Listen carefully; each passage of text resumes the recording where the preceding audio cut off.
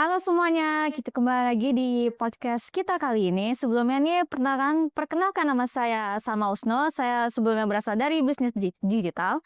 Dengan podcast kali ini kita kedatangan tamu spesial kita yaitu Pak Adit. Selamat datang Pak Adit. Selamat datang, terima kasih. Oke, sebelumnya nih, beliau nih dosen sekaligus praktisi di dunia teknologi dan digital marketing. Beliau mengajar mata kuliah yang seru-seru banget kayak desain web, e-commerce, digital marketing, dan sampai teknopreneur, bukan begitu Pak? Betul, betul sekali. Pak. Latar belakang pendidikannya juga keren nih. S1 Teknik Elektro dan S2 Informatika. Wah, keren banget ini. Beliau juga aktif nih penelitian tentang media sosial, augmented reality, dan berbagai proyek digital. Pokoknya kalau ngomongin dunia digital, Pak Adit nih udah pakar banget, tapi tetap asik diajak ngobrol Pak. Oke. Jadi kita bakal banyak belajar dari pengalaman beliau nih. Sebelumnya nih ya Pak, bagaimana proses awal Pak Adit memasuki bidang media sosial hingga berkarya sebagai spesialis sekaligus akademis? Ini saya kenalan dulu. Oh, sebelumnya mohon maaf Pak, silakan perkenalan diri Pak. Oke. Ya lebih enak duduk. Kayak perkenalkan nama saya Aditya Wahana. Jadi kalau secara pendek disebut aja panggilnya Pak Adit gitu ya. Adit. Sebenarnya nggak terlalu tua banget sih. Manggilnya Mas saja boleh. Mas. Oke, sebenarnya saya dosen di Prodi Informatika ya Universitas PGRI Yogyakarta dari tahun 2016. Ya, cuman sebelum jadi dosen saya kerjanya itu di I.O. di event organizer, jadi bagian promotion gitu. Jadi ya sedikit banyak dunia digital, terus digital marketing itu ya saya dekat dengan dunia itu. Maka dari itu terus pas mengajar saya lebih memilih spesialisasinya ke digital marketing. Jadi ceritanya seperti itu. Jadi memang latar belakang saya awalnya sebelum jadi dosen itu lebih ke penggiat di bagian promosi.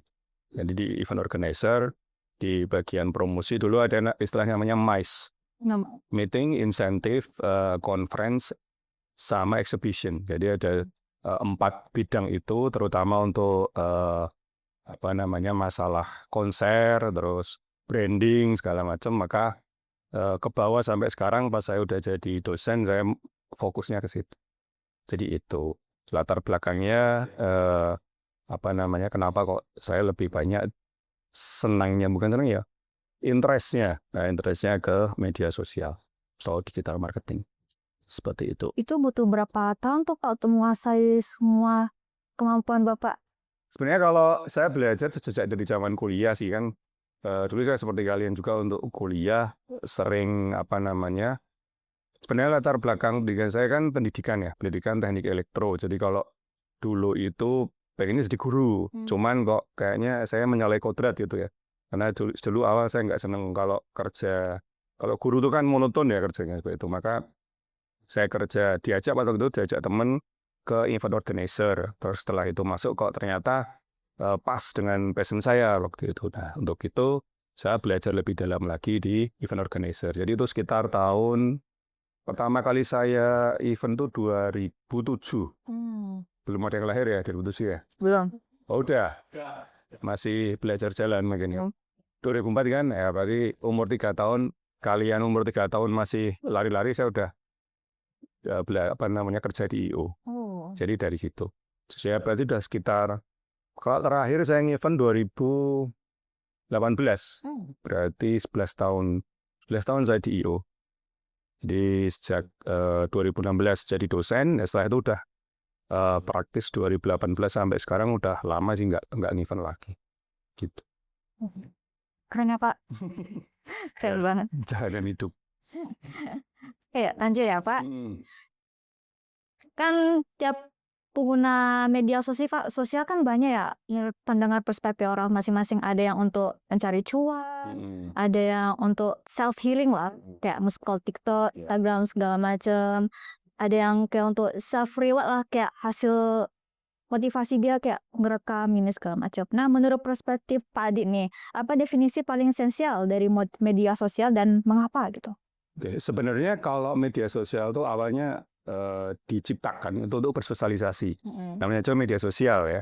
Cuman pada awal-awal itu kan kalau sejarahnya media sosial itu kan dulu pertama kali yang setahu saya itu di Indonesia masuk yang namanya Friendster. Jadi kalau teman-teman mungkin pernah melihat Friendster itu ya murni untuk pertemanan, untuk nyari teman, untuk saling memberikan kabar, terus kalau dulu namanya testimoni, jadi saling memberikan testimoni. Cuman karena kebutuhan manusia yang semakin meningkat ya tahun 2006 2007 kalau nggak salah YouTube itu mulai keluar ya. Jadi bagaimana orang itu mulai untuk media sosial dimonetize, dijadikan ladang cuan. Tapi esensinya yang namanya media sosial ya untuk bersosialisasi, untuk berhubungan, saling mengenal, untuk teman baru maupun teman yang lama. Karena biasanya gini, karena kalau orang kayak kalian ya sekolah gitu, terus lulus, nah kan udah ketemu sama teman-teman lama nih. Nah, gunanya media sosial itu untuk reconnect lagi dengan teman-teman lama yang udah gak pernah ketemu. Nah, awalnya seperti itu, tapi semakin ke sini media sosial itu menjadi semacam platform untuk mencari cuan. Karena ya booming YouTube di mana dia bisa dimonetize sampai hari ini teman-teman tahu ada namanya TikTok Shop dan sebagainya. Jadi esensinya itu, cuma untuk esensi awalnya memang untuk saling berkoneksi, berhubungan secara virtual. Seperti itu. Banyak dampak ya media sosial. Yeah. Menurut Bapak nih, kan di media sosial kan banyak jenis platform ya, entah tuh di platform shop, kayak di desain grafis, di pengolah kata, segala macam. Menurut Bapak nih, platform media sosial apa yang paling relevan bagi Pak Adin ya secara pribadi?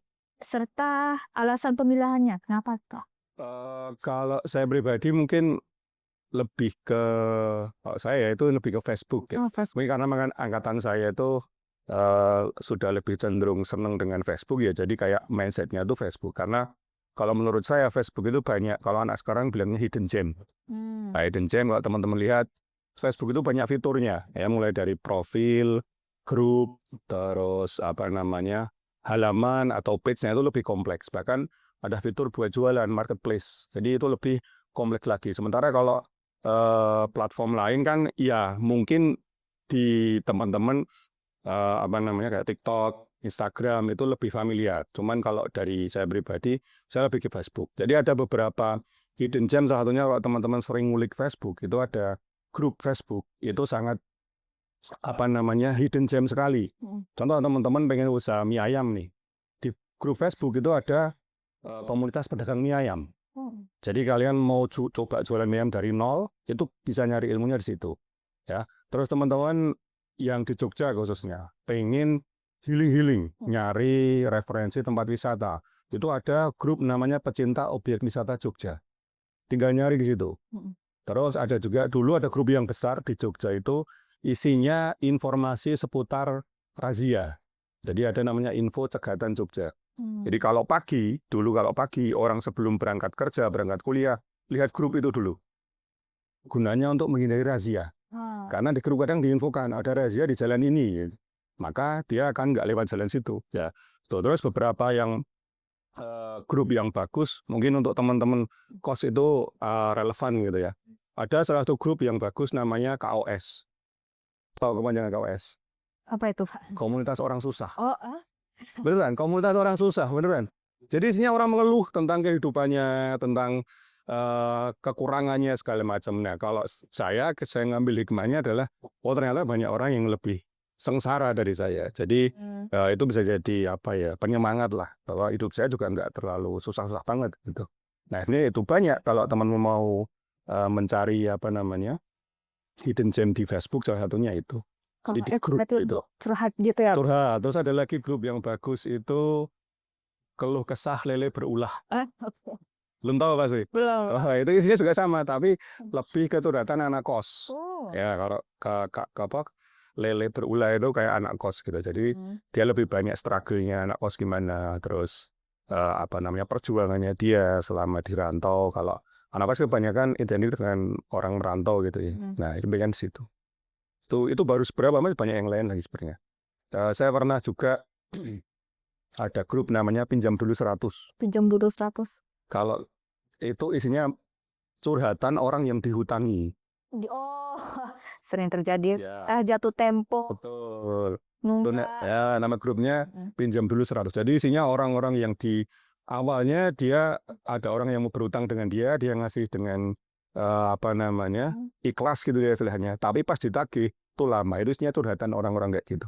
Rame itu, seru kalau dilihat. Gitu, itu hidden gem-nya kalau saya di Facebook. Begitu. Ini masih sebuah pertanyaan nih Pak, kenapa Gen Z itu jarang gitu aktif di Facebook, malah lebih aktifnya tuh di gen milenial ya menurut pendapat saya Pak. Itu menurut Bapak kenapa? Apakah berpengaruh dengan algoritma media sosial kah atau penyebab lain kah? Sebenarnya lebih ke habit ya. Jadi kayak gen milenial ya seperti saya itu lebih tahan, lebih mau untuk membaca atau melihat video yang panjang. Teks yang panjang, video yang panjang itu lebih mau. Cuman anak-anak Gen Z itu agak males kalau melihat teks yang panjang, video yang panjang. Maka dari itu, kalau kalian lihat, platform media sosial yang laku di kalangan Gen Z itu adalah Instagram dan TikTok. Iya. Di mana itu relevan dengan video pendek. Ya kira-kira 10-30 detik maksimal.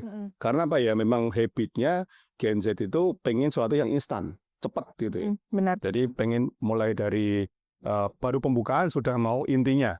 Tapi kalau gen milenial mereka lebih sabar mengikuti kira-kira apa ini yang mau dibaca, intinya apa. Itu mereka lebih senang menyimpulkan. Kalau kalian lihat video TikTok sama Reels, itu kan sudah kesimpulan. Jadi pendek gitu ya. Nah, karena memang habitnya. Jadi memang Gen Z itu terlahir dengan segala kemudahan. Ya. Sekarang kalian pada saat lahir ya sekitar tahun 2000-an awal itu internet sudah enak ya. HP sudah bagus gitu ya. Kalau kita bandingkan dengan milenial itu struggle-nya adalah dulu zaman internet. Kalian tahu warnet nggak? Tahu ya? Warung internet. Warung internet. Jadi kalau dulu anak milenial mau ngenet, itu harus ke warnet. Sejamnya 3.500. Hitungannya per jam. Nah, itu pun nggak bisa lihat video kayak sekarang, cuma tulisan sama gambar. Jadi mereka akan lebih struggle untuk membaca. Nah, dari itu, kalau dilihat milenial itu lebih seneng ke Facebook, karena teksnya banyak, videonya juga lebih panjang. Tapi kalau Gen Z itu lebih prefernya ke TikTok, karena memang TikTok lebih pendek, lebih cepat, dapat kesimpulan. Jadi itu intinya. Kenapa kok milenial itu lebih seneng ke Facebook. Wah. Gitu. Terungkap sekarang ya guys, kenapa Gen Z lebih mending TikTok dan Instagram daripada Facebook. Terungkap. Lanjut ya Pak. Iya, boleh. Oke. Menurut Bapak nih, miskonsepsi apa yang paling sering muncul terkait media sosial, khususnya di kalangan pemula? Miskonsepsi itu maksudnya gimana? Kayak kesalahpahaman terhadap media sosial bagi pengguna awal gitu Pak? Oh gitu. Sebenarnya bukan hanya pengguna awal sih. Jadi kadang orang itu memikirkan batas antara realita sama digital itu tipis gitu. Jadi mereka berpikir apa yang terjadi di digital itu juga berpengaruh ke kehidupan. Ya. Contoh kemarin ada beberapa kasus yang viral di media sosial itu jadi berimbas atau berefek ke kehidupan aslinya. Nah, cuma di situ. Jadi kenapa kok banyak orang yang beranggapan media sosial itu seperti hidup, seperti live gitu. Jadi kayak apalagi anak Gen Z. Kalau Gen Z itu kan kalau sehari aja nggak lihat media sosial itu kan ada yang kurang. Ya. Jadi kalau milenial ya biasa aja. Jadi ya untuk selingan gitu. Cuman karena teman-teman di Gen Z itu lahir sudah ada media sosial, ya hidup mereka ya di situ, di media sosial. Makanya kan kalau teman-teman lihat banyak profesi yang muncul dari media sosial itu kebanyakan dari Gen Z. YouTuber, terus TikTokers lah istilahnya ya. Tapi kalau Facebooker itu jarang. Jadi kalau orang milenial bilang dia cari duit hidup dari Facebook itu jarang. Tapi kalau dari YouTuber gitu ya, terus sekarang TikTokers, kalau Instagram itu selebgram. Nah, itu banyak di kalangan Gen Z. Seperti itu. Berarti kayak jatuhnya clickbait gitu ya? Bukan clickbait, tapi lebih ke ya karena mereka lahir media sosial itu udah besar. Jadi tinggal mereka nyemplung aja. Kalau milenial kan begitu mereka lahir belum ada nih media sosial. Harus belajar. Dan belajarnya kan banyak. Nggak semua orang tahan untuk belajar itu di media sosial. Maka dari itu beberapa orang ya, terutama yang milenial ya nggak begitu familiar dengan dengan media sosial. Tapi kalau Gen Z kan ya kira-kira 80% lah familiar dengan yang namanya media Media sosial. sosial ya, benar. Tuh. Oke, kan sebelumnya kita ada bahas nih masalah yang short term video itu kan. Itu kan sangat berpengaruh ya terhadap Gen Z. Menurut Bapak, apa faktor utama nih yang mendorong peralihan dari konten long form ke short form dan apa implikasinya bagi brand? Sebenarnya kalau ke situ bagi brand ya. Jadi brand itu bisa lebih kreatif ya. Jadi bagaimana kalau teman-teman pernah lihat iklan-iklan di zaman dulu itu rata-rata kan menonjolkan produknya. Ya karena memang durasinya bisa agak lama. Jadi contoh kalau teman-teman mau ngelihat kayak iklan katakanlah saya nyebut merek boleh ya, kayak iklan mie instan gitu, Indomie, pasti yang ditonjolkan adalah orang makan mie-nya, betul kan? Tapi kalau iklan di Gen Z itu yang ditonjolkan adalah setelah makan mie itu gimana, rasanya enak atau dia jadi senang apa segala macam. Jadi lebih ke implikasinya kenapa Gen Z itu senang yang video pendek, ya karena mereka pengen segera dapat manfaat, pengen dapat intinya lah dari sebuah konten. Maka dari itu kesimpulan maka dari itu kan Gen Z kalau disodori video lama agak capek ya, agak males gitu ya, karena terlalu lama ini. Saya pengen segera intinya, makanya timbul ada yang namanya TikTok, Reels dan sebagainya yang di 10-30 detik itu mereka udah dapat intinya seperti ini gitu. Jadi memang kalau bagi Gen Z kehidupannya itu berjalan sangat cepat. Jadi scroll dalam waktu 5 menit mungkin scroll teman-teman bisa dapat 10-20 konten kan. Iya. Ya di 10 detikan. Tapi kalau milenial itu mau lihat video panjang pun oke, nggak masalah. Gitu. Itu bedanya ya untuk brand. Jadi brand itu jadi lebih kreatif ya, seperti teman-teman lihat beberapa brand yang masuk ke sosial media, dia lebih banyak mengungkap memberikan apa sih manfaat dari sebuah produk itu. Jadi bukan hanya kok kegunaannya, tapi lebih ke manfaatnya. Jadi mereka lebih kreatif. Seperti itu.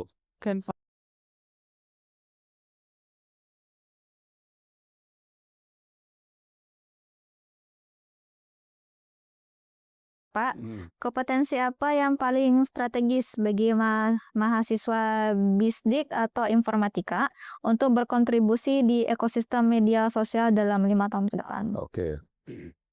Sekarang saya tanya dulu. Orang terkaya di dunia, itu bisnisnya apa? Tahu orang terkaya di dunia siapa? Siapa namanya? Ayo. Elon Musk. Elon Musk. Terus ada lagi siapa? Ada pendiri Amazon, lupa. Bukan, Amazon masih agak bawah. Bill Gates, tahu Bill Gates?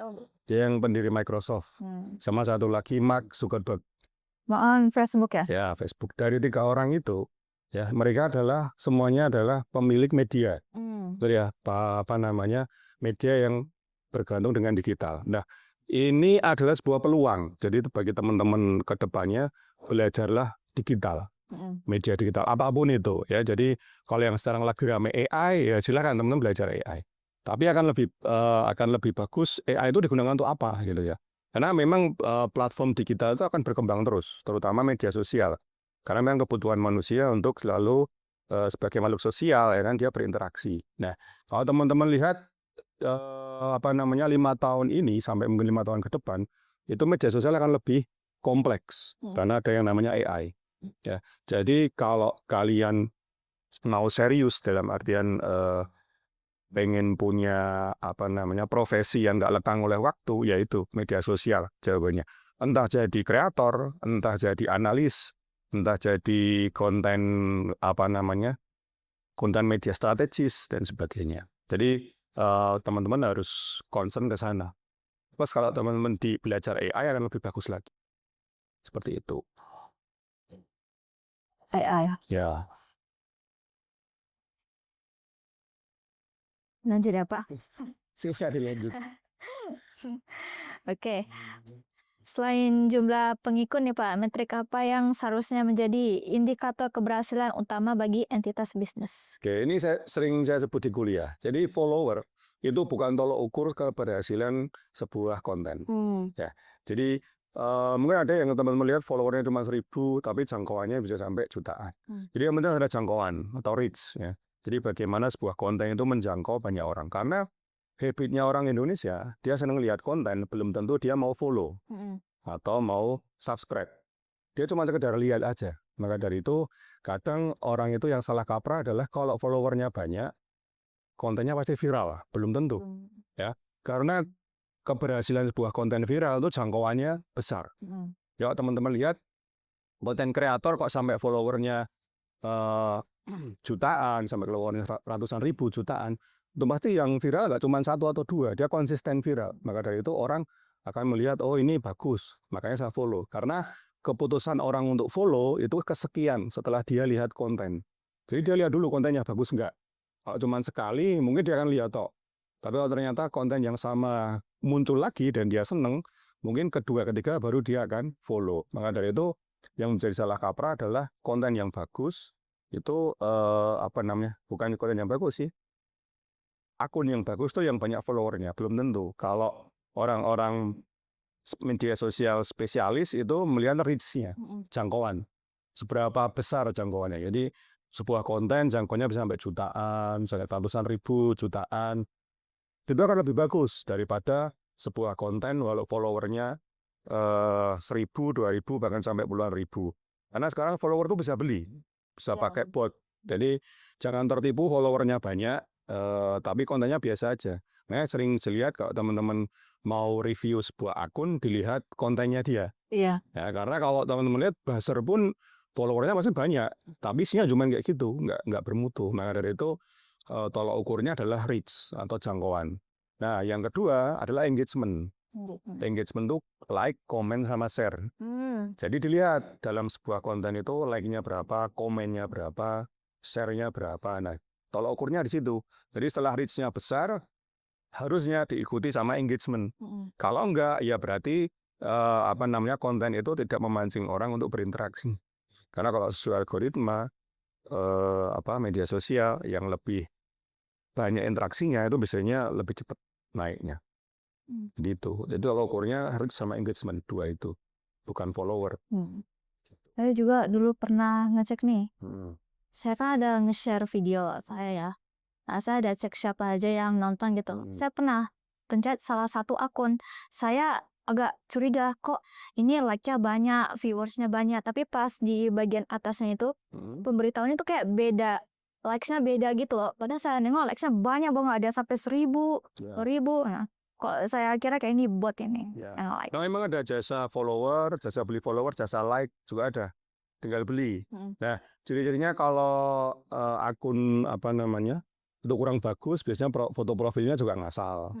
Terus di username-nya ada angkanya, berderet-deret. Nah, biasanya itu bot atau buzzer lah istilahnya. Jadi username-nya katakanlah Aditya, terus 1, 2, 3, 4, 5, 6, 7, 8, nah itu bisa dipastikan bot. Karena kalau orang asli, dia nggak mungkin bikin akun pakai angka yang terlalu banyak. Ya, mungkin angkanya 2 atau 3 masih oke lah. Tapi kalau udah lebih dari 5, itu bisa kelihatan dia itu bot. Ini seperti itu. Jadi bukan ke followernya sih lebih. Kalau ukurnya lebih ke jangkauan. Oke. Menurut kakak nih kak kan, menurut bapak ini ada gambarannya. Lebih baik kita share konten kita setiap hari, tapi kadang nggak konsisten, kadang tidak konsisten, atau kita share konten kita 3 kali dalam seminggu, tapi tetap konsisten gitu. Lebih baik itu yang mana Pak? Kalau mau mau bicara tentang everlast, maksudnya buat long term gitu ya, itu lebih mengedepankan kualitas. Jadi bagaimana kualitas konten kita harus bagus. Maka itu jangan kok share setiap hari, upload setiap hari, tapi nggak bermutu. Itu percuma. Itu yang terjadi sekarang di fenomena FB Pro. Pernah tahu dengar FB Pro ya? Belum. FB Pro itu kalau nggak mama, bapak-bapak. Jadi yang dia share kita setiap hari. Ya contoh, dia lagi jemput anaknya di foto. Lagi beli di sayur difoto, Mm. lagi beli apa namanya, beliin makan anaknya difoto, mandiin anaknya difoto. Nah, itu akan lebih ke kuantitas, tapi kualitasnya jelek. Itu nggak seneng, Facebook nggak seneng. Algoritma dari setiap media sosial nggak seneng. Karena apa? Ya dia kayak ngejar kuantitas, jadi jatuhnya spam. Jadi mending seperti tadi seminggu 3 kali, tapi kualitasnya bagus, benar-benar di konsep lah istilahnya. Karena memang kalau sudah jadi konsepnya, niche-nya udah jadi, itu akan cepat naiknya. Contoh kalau teman-teman mau lihat, pernah lihat kontennya Arif Muhammad ya, Mak Betty itu. Nah, Mak Betty itu kan dia jarang upload, tapi sekali upload itu bagus. Nah, maka orang akan engage di sana. Orang akan apa namanya, tertaut istilahnya. Oh bagus nih, saya follow lagi, follow saya, subscribe segala macam. Karena memang based on kualitas. Nah, itu yang lebih disenangi sama media sosial daripada setiap hari upload, bahkan sehari 10 gitu ya, 20, tapi nggak bermutu istilahnya. Itu akan lama-lama akan declining juga, akan jatuh karena capek loh. Lama-lama capek, apalagi sehari udah upload 10, seminggu ternyata nggak naik-naik, udah putus asa itu. Tapi kalau kita mau long term, bikin dengan kualitas yang bagus, itu nggak enak. Karena tujuannya memang bikin konten yang berkualitas. Jadi seperti itu. Berarti harus lebih pentingin kualitas. Ya, kualitas. Karena ya sekarang gini, kalau teman-teman lihat video atau foto, itu lebih enak yang kualitasnya bagus atau yang jelek? Bagus. Bagus ya. Kita POV-nya sebagai penonton ya. Nah, kalau kita konten kreator juga harus memikirkan penontonnya itu juga manusia. Jadi kita harus membuat mereka nyaman juga biar apa namanya, penonton itu balik lagi, nonton lagi ya dengan kualitas yang bagus. Gitu. Jadi biar long last lah istilahnya. Itu. Saya juga ada video juga Pak di TikTok, mau banyak belajar juga.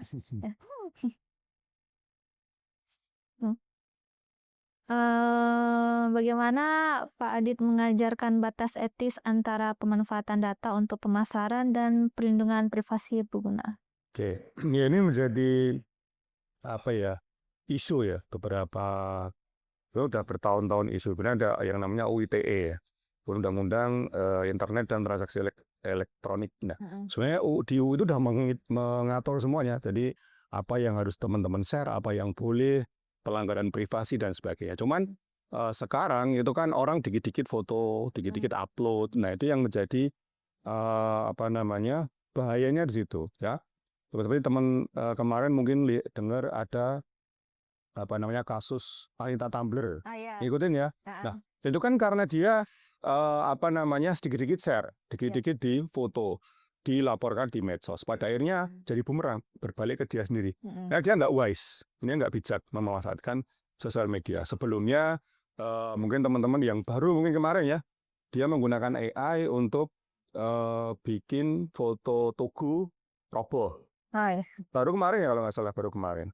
Nah, itu kan menyenggol ruang publik, ya, menyenggol ruang publik karena apa? Tugu itu bagi masyarakat Jogja itu sakral. Ya, kalau kalian pernah baca, Tugu itu bagian dari sumbu filosofis. Tahu sumbu filosofis nggak? Sumbu filosofis. Jadi sumbu filosofis itu yang sumbu garis ya, garis yang menghubungkan antara Gunung Merapi sampai dengan Pantai Parangtritis. Nah, di tengahnya itu ada tugu sama panggung Krapyak. Pernah lihat? Pernah tahu? Pernah dijelaskan. Nah, garis itu garis imajiner, nggak kelihatan. Tapi bagi orang Jogja itu sakral. Jangan sampai ada yang berani mengusik sumbu itu. Dan itu sudah didaftarkan di UNESCO. Sudah dapat penghargaan dari UNESCO bahwa ini salah satu apa namanya, warisan budaya. Jadi bagaimana garis dari Gunung Merapi, Tugu, Panggung Krapyak sampai Parangtritis itu sebenarnya lurus kalau dilihat. Ya itu lurus. Nah itu jadi kebanggaan masyarakat Jogja. Nah kalau itu diusik, udah bahaya. Maka dari itu kontennya adalah membuat Tugu hancur gitu ya. Nah itu jadi masalah karena apa? Ya itu mengusik apa namanya, kesakralan orang Jogja dan jadi masalah. Kayaknya dibonti kalau nggak salah itu orang. Ya dibonti, dicari siapa. Karena memang ya itu. Makanya kalau sesuatu yang berhubungan dengan hal yang sensitif itu harus lebih hati-hati. Jadi jangan sampai media sosial itu cuman asal upload share. Dilihat dulu kira-kira efeknya apa. Baik untuk diri sendiri, untuk orang lain. atau mungkin yang lebih besar lagi kalau teman-teman bekerja di sebuah institusi dan sebagainya. Tuh, jadi memang karena sekarang kemudahan ya, tinggal foto pakai HP, upload selesai. Nah itu yang jadi kita sebelum upload harus mikir dulu, kira-kira layak nggak ini diupload, bikin orang lain marah atau enggak. Itu apalagi yang ranahnya publik ya. Ya tadi masalah Tumblr, terus masalah Tugu Jogja, mungkin yang lebih besar lagi yang apa namanya, kemarin ada pegawai KKI dan sebagainya. Dia harus lebih wise lah istilahnya. Gitu. Ya, baik Pak. Pertanyaan selanjutnya ya Pak. Yes. Menurut Bapak pengguna AI yang secara bijak itu seperti apa tuh Pak? Ya kalau AI mau nggak mau itu pasti nanti akan menjadi sebuah keniscayaan buat teman-teman. Apalagi penggiat media sosial. Jadi bagaimana AI itu sebenarnya sifatnya membantu ya, membantu manusia. Jadi jangan sampai AI itu jadi substitusi. Dia harus menjadi pelengkap. Jangan sampai AI itu menggantikan kita. Karena kalau sudah menggantikan kita, manusia hilang karena AI, itu jadinya kayak Terminator itu. Pernah lihat film Terminator ya? Nah itu orang musnah gara-gara dihabisin sama AI. Jadi AI itu bisa bikin robot, terus dia nembak-nembakin manusia dan sebagainya. Nah, untuk pengguna AI ya teman-teman apalagi di masa-masa kuliah ini bagus untuk belajar AI. Jadi bagaimana meningkatkan kemampuan. Tapi jangan tergantung sepenuhnya dengan AI. AI itu disebut sebagai tools atau alat. Jadi bukan tujuannya, tapi alat. Bagaimana untuk membantu teman-teman. Contoh, teman-teman mau bikin skripsi nih, ya, nyari topik tentang topik tentang tema skripsi yang kalian bikin. Dengan nyari, carikan penelitian yang mirip dengan tema saya. Nah, itu banyak referensinya. Contohnya seperti itu. Jangan nanti di ChatGPT buatkan saya skripsi dengan tema ini, jangan. Nanti keluar semua kelihatan, bisa dosennya bisa tahu kalau itu AI. Tapi kalau kalian buat nyari referensi, ya it's okay lah, masih bagus lah. Tuh, jadi AI sebagai tools, sebagai pelengkap, bukan sebagai substitusi. Mungkin gitu. Soalnya di zaman sekarang itu banyak orang-orang kayak mengsalahgunakan AI gitu apa kayak contohnya di video-video tuh Pak kan sering disalahgunakan gitu, ada yang pakai gambar muka orang padahal jatuhnya kayak ngefitnah gitu, padahal sama sekali itu sering terjadi di media sosial. Kadang semua orang tuh salah paham jadinya. Ya itu yang pertama kali ditakutkan sama Sam Altman. Tahu Sam Altman? Apa itu? Sam Altman itu dia foundernya ChatGPT. Jadi dia awalnya takut kalau nantinya AI itu digunakan. Apalagi sekarang sudah zamannya deepfake. Jadi deepfake itu kita ngomong gitu ya. Kita ngomong propaganda, tapi mungkin muka saya ngomong sesuatu yang jelek, muka saya diganti muka Jokowi, Prabowo, segala menjadi propaganda. Nah, hati-hatinya di situ. Makanya ada beberapa media sosial, dia ada seperti kalau dulu namanya community notes. Jadi kalau teman-teman lihat di kayak Twitter itu ya, kalau ada video atau foto AI, di bawahnya ada keterangannya bahwa konten ini dibuat dengan AI. Sebenarnya itu sebuah warning ya, sebuah warning yang bagus bagaimana AI itu harus digunakan sebagaimana mestinya. Cuman kadang kan beda antara AI dengan nyata itu tipis ya, karena semakin bagus prompt-nya, semakin bagus algoritmanya, akhirnya AI itu menyerupai benar-benar seperti asli gitu. Nah, cuman kalau teman-teman mau jeli, sebenarnya bisa dibedakan buatan AI sama buatan asli manusia gitu. Jadi yang benar-benar kontennya itu dari manusia. Cuma dari AI kan memang kalau dilihat memang sekilas susah untuk bedain. Tapi kalau dilihat lebih dalam itu kan kelihatan. Nah, ini yang menjadi bahaya adalah saat AI nanti digunakan untuk suatu hal yang buruk, kejahatan lah, propaganda dan sebagainya. Nah itu makanya teman-teman sebagai generasi muda harus cermat nih. Ini sesuai nggak? Ini benar nggak? Jadi jangan gampang terhasut atau terpengaruh dengan konten-konten yang ada tinggi. Memang AI sekarang masif, hampir semuanya pakai AI. Gitu. Saya takut zaman sekarang AI kadang sering salah guna, sering lewat di TikTok, di Instagram. Kadang saya bingung kayak ini beneran apa tidak sih? Ya. Tapi kalau digunakan dengan baik, teman-teman bisa jadi apa namanya kreator gitu ya. Jadi contoh teman-teman mau jadi seorang komposer musik nih, ya bisa pakai Suno AI, bikin komposisi musik yang bagus dengan apa namanya lirik yang bagus. Terus kalian apa namanya bikin video klipnya kan sekarang banyak pakai Gemini, pakai Nano Banana. Jadi sebuah video klip yang utuh, terus kalian publish di YouTube, bisa jadi apa namanya kalau memang passion kalian di musik itu akan lebih bagus kan, secara cost lebih murah ya daripada kita bikin grup band, beli alat apa segala macam. Nah, bisa dimanfaatkan dengan baik. Atau contoh kalau saya biasanya untuk membandingkan jurnal. Jadi saya punya jurnal dengan tema A ini. Nah, saya mau cari yang lain pembandingnya, tinggal inputin aja kan. Tolong carikan jurnal dengan tema seperti ini, akan banyak. Nah, kan sebenarnya membantu ya, meringkas. Tapi kalau disalahgunakan ya namanya sebuah tools itu pasti ya ada dua sisi. Ya bisa untuk baik, bisa untuk buruk, apapun itu. Jadi ya memang kita harus waspada sih. Ya, Pak. Betul. Baik, Pak. Untuk pertanyaan selanjutnya ya, Pak. Bagaimana proporsi peran algoritma dibandingkan kreativitas dalam keberhasilan konten, serta bagaimana mencapai keseimbangan keduanya? Oke. Sebenarnya kalau algoritma itu kan settingan robot ya. Jadi algoritma itu diset untuk melihat kecenderungan kebiasaan pengguna. Jadi contoh teman-teman sering lihat konten tentang sepak bola ini. Ya pasti nanti yang muncul di FYP-nya semua tentang sepak bola. Ya. Tapi itu bisa dirubah, bisa didobrak lah istilahnya. Kalau dengan tadi teman-teman punya konten yang bagus dan orang itu sudah engage dengan konten kita, ya, udah ada engagement, sudah ada ketertautan. Nah, itu nanti kontennya akan keluar terus. Makanya saya sering bilang mengedepankan kualitas. Di kualitas itu bagus, orang akan langsung apa namanya follow lah, istilahnya akan langsung melihat konten kalian. Jadi bisa algoritma atau bisa dikalahkan dengan konten yang bagus, kualitasnya bagus. Tapi kalau apa namanya kita ya upload jarang, kontennya nggak jelas, niche-nya nggak jelas, ya tetap kalah sama algoritma. Memang harus spesifik satu niche gitu. Berarti algoritma sangat berpengaruh. Berpengaruh, sebenarnya pengaruh, cuman bisa tetap kita akali lah. Sebenarnya itu kan robot ya. Jadi robot tetap bisa kita akali untuk gimana agar konten kita kan, kalau orang bikin konten tujuannya adalah FYP ya. Kalau anak sekarang bilang FYP ya, atau viral. Nah, itu bisa kita akali dengan kualitas yang bagus. Saat kualitas bagus, orang melihat, dia akan dengan senang like, komen, sama share. Apalagi kalau kontennya bermanfaat. Ya. Dan dia berpikir, konten ini bermanfaat nih, harus saya bagikan ke orang-orang yang follower saya, ya udah dibagikan. Itu kan lebih bagus. Walaupun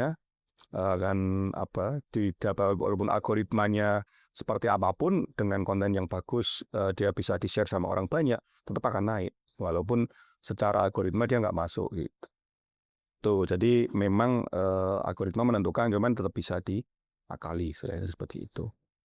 Oke, Pak. Ya. Oke, Pak. Lanjut ya, Pak? Lanjut. Oke. Celah keamanan apa yang paling sering diabaikan dalam pengelolaan aset digital dan bagaimana strategi mitigasi? Oke. Yang pertama, ya, kalau kalian nggak kenal siapa yang menghubungi, yang ngirim message sampai sekarang, jangan pernah dibuka. Nah, sering ya tiba-tiba dikirimi undangan, link dan sebagainya. Terus pastikan kalau kalian mau buka link, ya, link apapun, pastikan itu benar-benar link yang asli, aman. Karena sekarang jadi para penipu itu pinter. Contoh beberapa orang itu kayak kalau kalian buka klik BCA, itu kan harusnya KLIKICA. Kadang dipakai KL bukan I, L kecil. Oh, L kecil. L kecil itu kan sama. Kalau klik BCA kan KLI titik sama K ya. Nah, kalau diganti KLL, L-nya besar, terus L kecil lagi, itu kan nggak kelihatan kalau itu klik. Jadi secara penulisan tetap sama, karena huruf L kecil itu seperti I besar. Jadi harus dipastikan itu benar tulisannya kayak gitu. Terus kadang linknya itu disamarkan dengan bit.ly. Kalau udah bit.ly kan kita nggak bisa ngecek. Kecuali ada sebelum diklik ada peringatan, ini link aslinya seperti ini. Nah itu terus jangan pernah asal klik. Iya. Jangan pernah asal klik apapun itu yang dikirim ke kalian, apalagi yang hubungannya sama rekening, ya, data pribadi, itu bahaya. Contohnya kalau teman-teman punya pacar, ya, kalau tiba-tiba pacarnya WA, yang foto selfie pakai KTP dong, jangan pernah mau. Pasti nanti hari berikutnya tagihan pinjol datang. Iya. Karena bisa lah gunakan. Karena verifikasi untuk pinjol itu namanya KYC, itu untuk harus ada muka sama kartu identitas. Ya, jadi KYC itu know your certification. Jadi dia harus tahu muka sama kartu identitas harus sama. Nah kalau sampai teman-teman foto seperti itu, ya udah datanya hilang mesti. Ganti salah. Phishing ya berarti bahas phishing. Phishing ya bisa. Jadi kalau kita klik, dia akan otomatis ngirim pemberitahuan ya. Terus nanti kita masukkan username, password, dah bablas. Makanya hati-hati. Kalau ada link mencurigakan, ada APK tiba-tiba dikirimi untuk klik link ini, ya itu harus hati-hati. Harus cross check lah istilahnya. Iya. Sering di HP saya tuh. Sering ya. Ya, bank BCA, kartu kredit uang, via cepet, semuanya diambas. Karena gini, kalau terutama kalau teman-teman menginstal aplikasi, itu ada salah satu, mungkin teman-teman nggak pernah baca, karena di awal itu akan ada persetujuan apakah Anda mengizinkan untuk aplikasi ini membaca data yang ada di HP. Kalau kalian izinkan, udah semuanya kebaca. Mulai dari SMS, galeri, nomor kontak, telepon. Makanya kalau kalian lihat, kalau beberapa pinjol itu kadang sering langsung WA ke orang kita nggak kenal, ya tiba-tiba silakan selesaikan tagihan segini atas nama ini. Itu karena kontak kalian di save di HP-nya orang yang kena pinjol tadi, sama pinjolnya dibaca, dan dia akan otomatis ngirim message ke semua kontak yang ada di situ. Makanya kalau udah menginstal berarti kalian udah setuju bahwa aplikasi itu akan membaca apapun yang ada di HP. Ya, makanya jangan pernah menyimpan data-data yang krusial, ya, data-data penting itu di HP. Kalau kalian pernah foto selfie pakai KTP, ini dihapus, jangan disimpan di HP. Kalau udah diambil sama orang, ya udah bahaya. Intinya itu. Disalahgunakan. Betul, salah gunakan. Ngeri ya kok. Ngeri, ngaruh banget. Ya betul. Kena mental, ntar pada akhirnya tiba-tiba bunuh diri.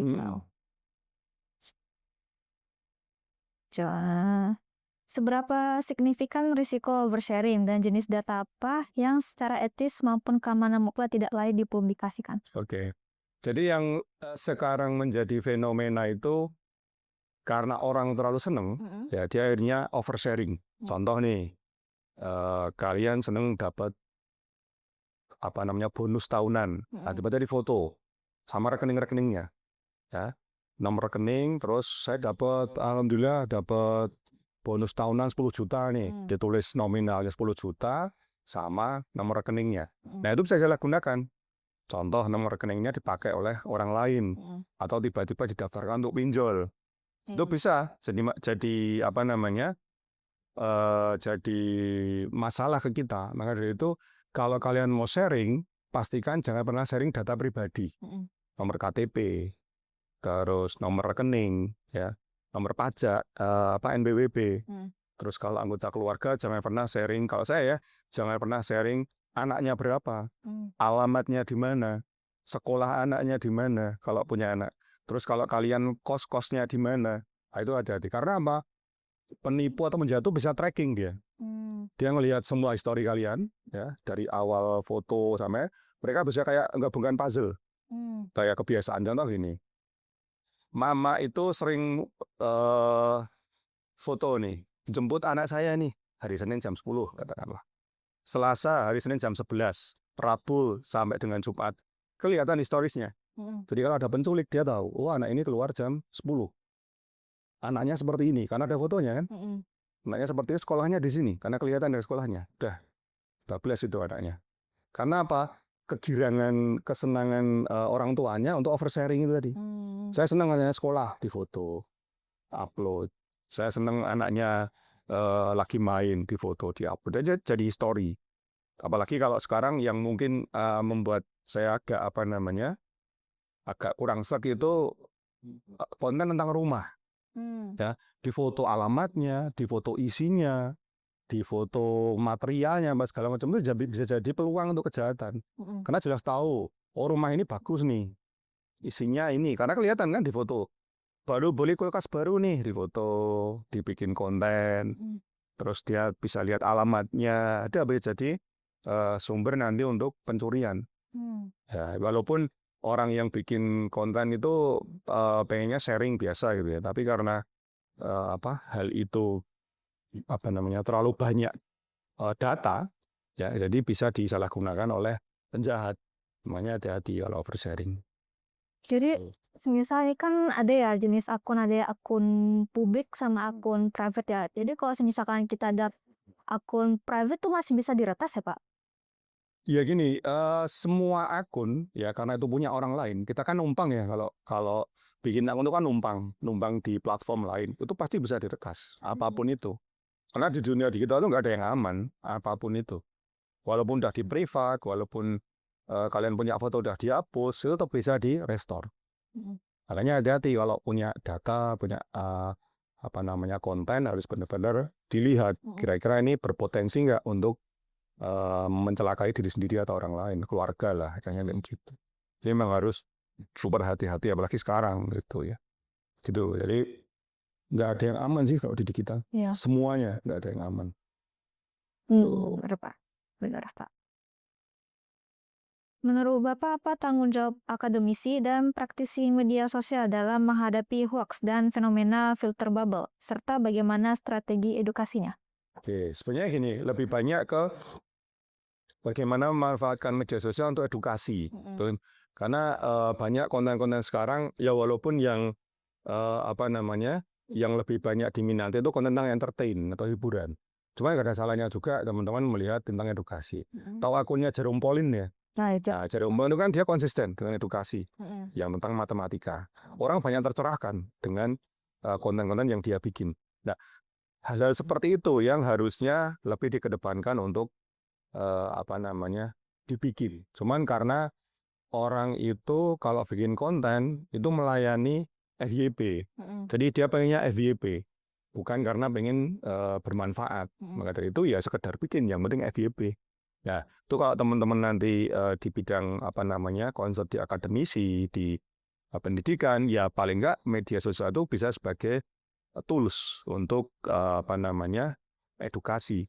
Jadi lebih banyak ke situ. Walaupun memang agak susah karena apalagi zaman sekarang itu di sekolah udah capek ya, di kuliah udah capek, masa suruh lihat YouTube, lihat soal matematika lagi kan pusing gitu. Nah kadang itu cuman kalau penyampaiannya bagus ya, itu orang audiens nggak kerasa dia lagi belajar.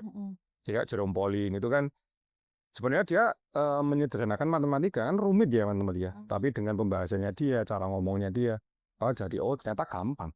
Nah seperti itu, jadi lebih menyederhanakan hal-hal yang rumit sih sebenarnya gitu. Peran akademisi bisa di situ untuk mengurai bahwa media sosial bisa digunakan untuk edukasi, nggak cuma untuk entertain aja. Seperti itu. Mungkin ini pertanyaan terakhir ya. Oh ya terakhir.